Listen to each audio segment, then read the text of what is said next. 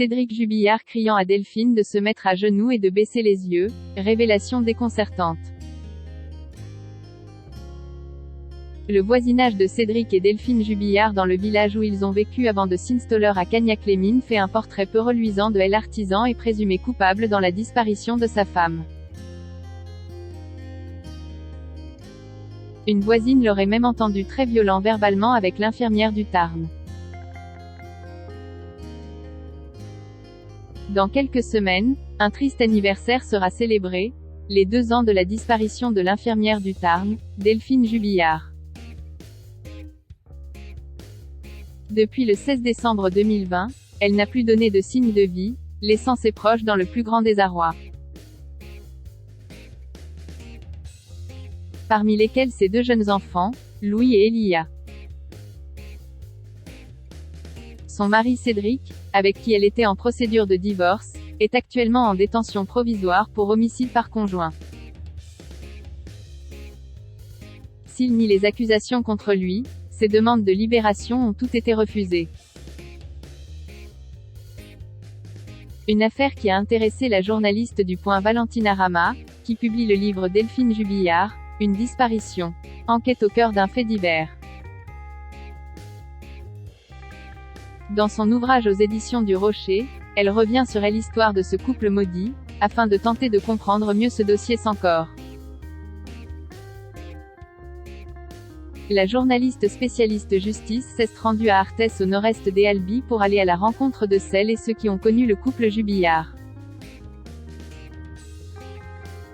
En effet, ils ont vécu dans cette petite commune qu'ils ont ensuite quittée pour s'installer à Cagnac-les-Mines après leur mariage en 2013 et lorsque Delphine est enceinte de son premier enfant.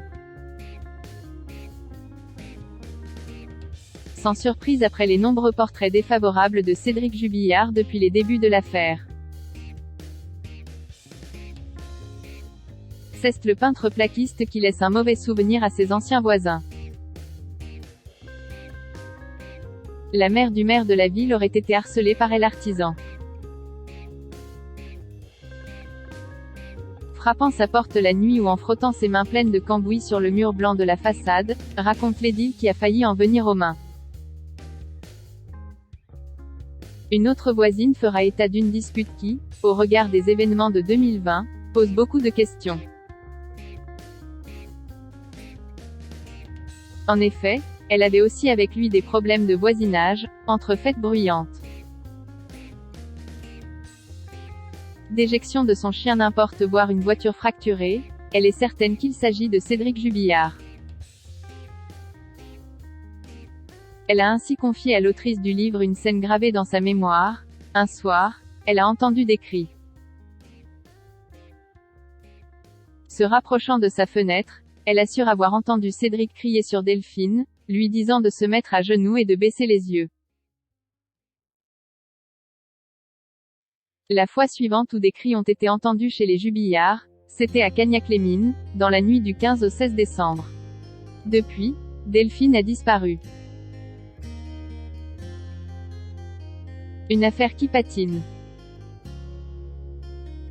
La reconstitution des circonstances de la disparition de Delphine Jubillard, pour laquelle les indices sont rares, devait avoir lieu le 9 novembre mais elle a été ordonnée sur demande de la défense, indique l'AFP. La reconstitution interviendra soit d'ici la fin de l'année, soit en début d'année 2023, a-t-elle ajouté, soulignant qu'Hélène Y avait toutefois aucune certitude.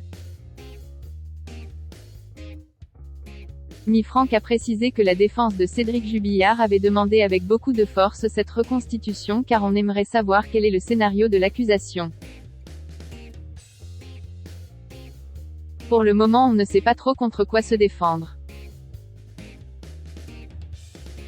Selon une source judiciaire, la reconstitution sera soit annulée, soit plus vraisemblablement fixée à une autre date.